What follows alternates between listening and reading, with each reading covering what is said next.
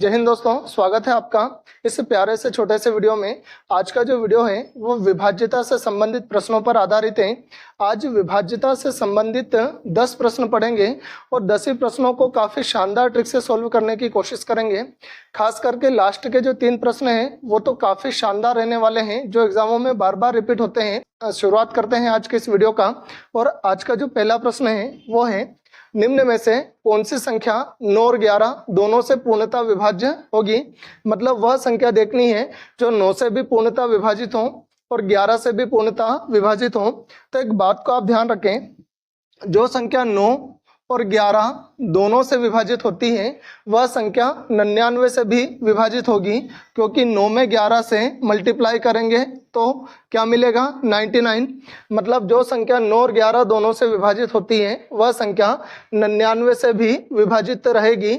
अब 4 विकल्पों में से वह विकल्प या वह ऑप्शन अपने को देखना है जो 99 से विभाजित रहे। तो यहाँ पर ऑप्शन नंबर बी है, यह दिखाई दे रहा है, जो कि 99 से पूर्णतः विभाजित रहेगा। 99 का 100 डिवाइड करेंगे तो एक बार जाएगा, फिर बचेगा रिमाइंडर 1 और हो जाएगा 198। फिर 99 का आप 198 में डिवाइड इसको करेंगे तो 2 बार इसमें पूरा भाग चला जाएगा। मतलब दिए गए प्रश्न में ऑप्शन नंबर बी जो है 10,098, इसमें 9 और 11 दोनों का पूरा भाग चला जाएगा। अब बढ़ते हैं अगले प्रश्न की ओर। अगला प्रश्न है, निम्न में से कौन सी संख्या 9 से विभाज्य नहीं है। 9 से विभाज्यता बोलता है कि दी गई संख्याओं का योग यदि 9 से विभाजित है तो वह संख्या भी 9 से विभाजित होगी। लेकिन यहाँ पूछा है कौन सी संख्या 9 से विभाजित नहीं है। तो देखते हैं इसमें ऑप्शन को। देखिएगा, 4 और 4 8 और एक 9, 9 और 9 कितना हो गया 18। अब यह 18 जो है यह 9 से विभाजित है तो यह संख्या 9 से विभाजित होगी। यहाँ देखते हैं 7 8 15 15 और 5 20 और 7 27, 27 जो है वो भी 9 से विभाजित होता है। यहाँ पर देखते हैं 5 और 5 10, 10 और 15, 15 3 18, ये संख्या भी 9 से विभाजित होती है। अब बचा है ऑप्शन नंबर डी। इसमें देखते हैं 5 4 9, 9 और 9 18 3 21, जो 21 है यह 9 से विभाजित नहीं होता। तो दिए गए विकल्पों में से ऑप्शन नंबर डी जो है वह अपना आंसर होगा। दिए गए विकल्पों में से डी वाली जो संख्या है 45 390, यह 9 से विभाजित नहीं होगी। अब बढ़ते हैं अगले प्रश्न की ओर। और तीसरा जो प्रश्न है वो दिया है, निम्न में से कौन सी संख्या 8 से विभाजित नहीं है। अब 8 से विभाज्यता का नियम यह बोलता है कि दी गई संख्याओं की लास्ट 3 जो डिजिट है, लास्ट की 3 डिजिट से बनी संख्या, यहाँ पर लास्ट 3 डिजिट से 792 बना, यहाँ पर 112 बना, यहाँ पर 412 बना और यहाँ पर 552 बना है। तो 8 से विभाज्यता का नियम बोलता है कि दी गई संख्या में अंतिम 3 अंकों, लास्ट 3 डिजिट से बनी जो संख्या है वह यदि 8 से विभाजित है तो पूरी संख्या 8 से विभाजित रहती है। तो चेक कर लेते हैं। यहाँ पर बना है 792, क्या ये 8 से विभाजित है? तो 8 नाम 72, ठीक है। रिमाइंडर कितना बचा है? रिमाइंडर बचा है 7, तो 8 नाम 72, ये संख्या 8 से विभाजित होगी, ठीक है। यहाँ पर 112 है, इसमें 8 का भाग देते हैं। 112 में यदि आप 8 का भाग दोगे तो 8 एकम 8, 8 चुक 32, ये भी 8 से पूरी विभाजित है। यहाँ पर बना है 412, इस 412 में 8 का भाग देते हैं। 8 पंज 40, रिमाइंडर बचता है 12। अब इस संख्या में 8 का पूरा भाग नहीं जाता, तो इस प्रश्न का जो आंसर है वो है ऑप्शन नंबर सी, 35 412 जो है वो 8 से पूरी विभाजित नहीं होगी। अब यहाँ पर ऑप्शन नंबर डी में 552 बन रहा है, क्या ये 8 से विभाजित है? तो 8 छंग 48, ठीक है। 8 छंग 48, रिमाइंडर बचा है 7, हो गया 72 मतलब 72, और इस 72 में भी 8 का पूरा भाग चला जाएगा। तो निम्न में से कौन सी संख्या 8 से विभाजित नहीं है? तो 35 412 जो है वो 8 से विभाजित नहीं है। इस प्रश्न का आंसर रहेगा ऑप्शन नंबर सी। आगे बढ़ते हैं अगले प्रश्न की ओर। ये भी आपका आरआरबी एनटीपीसी स्टेज सेकंड में आया हुआ प्रश्न है 2022 में। प्रश्न दिया है, यदि 7 अंकों की संख्या 504x 5y3 11 से विभाज्य है तो x और y के योग का कौन सा एक मान होगा। इस प्रश्न को कैसे सोल्व करोगे, पहले शुरुआत करते हैं पहला अंक लिखकर, फिर सेकंड अंक लिखा, ठीक है, फिर थर्ड लिखा 4, फिर x, फिर 5, फिर y और फिर 3। अब एक एक अंकों को छोड़ते जाइए, ये 5 4 9, एक अंकों को छोड़ें और अगले अंक को ऐड करें। 5 4 9, 9 5 कितना होता है 14, 14 और 3 कितना होता है 17, ठीक है। अब यहाँ पर अंकों का योग 17 है, तो इसमें भी जहां पर ये जो अंक हैं इन अंकों का योग भी कितना होना चाहिए 17, 0 का, x का और y का, इसका योग भी कितना होना चाहिए 17 होना चाहिए। तो यहाँ पर ऑप्शन नंबर सी जो है ये इसका सही आंसर रहेगा, क्योंकि 11 से विभाज्यता का नियम बोलता है कि सम और विषम स्थानों पर उपस्थित अंकों के योग का अंतर या तो 11 हो और या 0 हो। तो यहाँ पर विषम स्थानों पर उपस्थित जो अंक है उनका योग 17 है, तो सम स्थानों पर उपस्थित अंकों का योग भी कितना होना चाहिए 17 होना चाहिए, जो कि ऑप्शन नंबर सी में आपको दिखाई दे रहा है, ठीक है। आगे बढ़ते हैं। अगला प्रश्न है 171 इंटू 172 इंटू 173 को 17 से विभाजित करने पर प्राप्त शेषफल ज्ञात कीजिएगा। मतलब इन सभी संख्याओं का गुणा करूं और फिर उसको 17 से मैं विभाजित करूं तो क्या रिमाइंडर मिलेगा, क्या शेषफल मिलेगा, यह प्रश्न में पूछा है। इस प्रकार के प्रश्नों को सोल्व करने का सबसे आसान तरीका है कि इसमें से 170 को आप कॉमन निकाल लीजिएगा।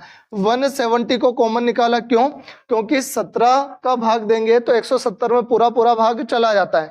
अब कौन सी संख्या रिमाइंडर में बचती है, 171 में 17 का भाग दूंगा तो शेषफल क्या बचेगा 1, ठीक है। इधर 172 में मैं 17 का भाग दूंगा तो रिमाइंडर क्या बचेगा 2, और फिर इधर 173 में मैं 17 का भाग दूंगा तो रिमाइंडर क्या बचेगा 3। तो इस 170 को आप भूल जाइएगा, क्योंकि पूरा पूरा भाग चला जाता है 170 में। अब अपने पास रिमाइंडर क्या बचा है 1 2 3, इन तीनों का आपस में मल्टीप्लाई करें तो आंसर क्या आएगा 6, रिमाइंडर क्या बचेगा 6। ऑप्शन नंबर डी ये अपना इस प्रश्न का सही आंसर होगा। अगला प्रश्न है, किसी संख्या को एक भाजक से विभाजित करने पर 16 शेष बचता है जब मूल संख्या के 2 गुणे को उसी भाजक से विभाजित किया जाए तो शेष 3 बचता है, उस भाजक का मान ज्ञात करें। इस प्रकार का जब भी प्रश्न आपको एग्जाम में देखने को मिले, आपको ध्यान ये रखना है कि पहली बार में क्या शेषफल बच रहा है 16, तो पहली बार में जो रिमाइंडर बचता है, जो शेषफल बचता है उसका 2 गुना कर दो। 16 का 2 गुना किया तो कितना आया 32, ओके। 16 का जो फर्स्ट रिमाइंडर है, जो पहला शेषफल है, उसको 2 गुना कर दो, कितना आया 32, और फिर सेकंड जो शेषफल है उसको आप घटा दीजिएगा तो आपका आंसर कितना आ जाएगा 29। यही इसका सबसे सही आंसर रहेगा। ऑप्शन नंबर बी इस प्रश्न का सही आंसर होगा। अगला प्रश्न देखते हैं, यदि संख्या 6 4 8 4 y 6 8 से विभाजित हो तो y का न्यूनतम मान ज्ञात कीजिएगा। मिनिमम वैल्यू उसकी क्या रहेगी वो देखिएगा। 8 से विभाज्यता का नियम क्या बोलता है कि लास्ट की 3 डिजिट से बनी संख्या 8 से विभाजित होना चाहिए। तो आपने 4 रखा, मिनिमम डिजिट इसमें 1 है, आप 1 को रख के देख लीजिएगा और फिर लिखिएगा 6, क्या बन गई 416। अब आप 8 से विभाजित कीजिएगा, 8 पंज 40 और उसके बाद रिमाइंडर बचा 1, 8 दूने 16। इस संख्या में 8 का पूरा पूरा भाग जा रहा है, मतलब इस y की वैल्यू सबसे कम क्या रहेगी 1। ऑप्शन नंबर सी ये अपने इस प्रश्न का आंसर। आगे बढ़ते हैं, जब संख्या n को 5 से भाग देने पर शेषफल 2 बचता है तो संख्या n स्क्वायर को 5 से भाग देने पर कितना शेष बचेगा। आप ध्यान रखें, n को 5 से भाग दे रहे हैं तो शेषफल 2 बचना चाहिए, तो n की वैल्यू ऐसी संख्या रखो कि उसमें भाग देने पर 2 रिमाइंडर बचे, तो आप n की वैल्यू मान लो 7, ठीक है। अब इस 7 में यदि मैं 5 का भाग दूंगा तो शेषफल क्या बचेगा, रिमाइंडर क्या बचेगा, रिमाइंडर बच रहा है 2। अपनी शर्त लागू, कंडीशन लागू, ठीक है।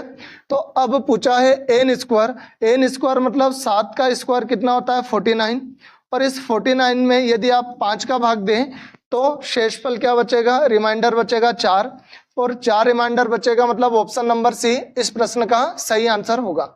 अब बढ़ते हैं अगले प्रश्न की ओर। अगला प्रश्न है, पहली 100 धनात्मक पूर्णांक संख्याओं में से कितनी संख्या 3 या 4 से पूर्णतः विभाजित होगी। वापिस से वही कॉन्सेप्ट है, जो संख्या 3 से और 4 से विभाजित होती है वह संख्या 12 से भी पूरी विभाजित होगी, ये बात आप ध्यान रखें।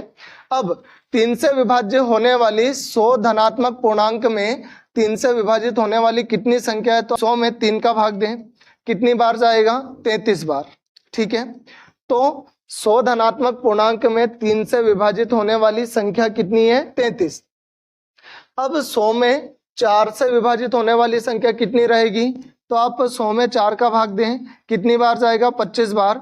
तो 100 तक के धनात्मक पूर्णांकों में 4 से विभाजित होने वाली संख्या कितनी है, 25। ठीक है, अब इन दोनों को आप जोड़ दीजिएगा, 33 और 25 को अपन ने ऐड किया, इनको ऐड कर देंगे, आंसर कितना आएगा, 3 5 8, 3 और 2 5, कितना आया, 58, 58 इसका आंसर आया। लेकिन अभी फाइनली आंसर नहीं आया है, क्योंकि इसमें कॉन्सेप्ट और है कि जो संख्या 3 और 4 से विभाजित होती है वह संख्या 12 से भी विभाजित होगी। तो आपको करना क्या है, उस 100 में आप 12 का भी भाग दें, क्योंकि आपको ऐसी संख्या भी तो निकालनी है जो 12 से विभाजित है, क्योंकि रिपीटेशन हो रहा है।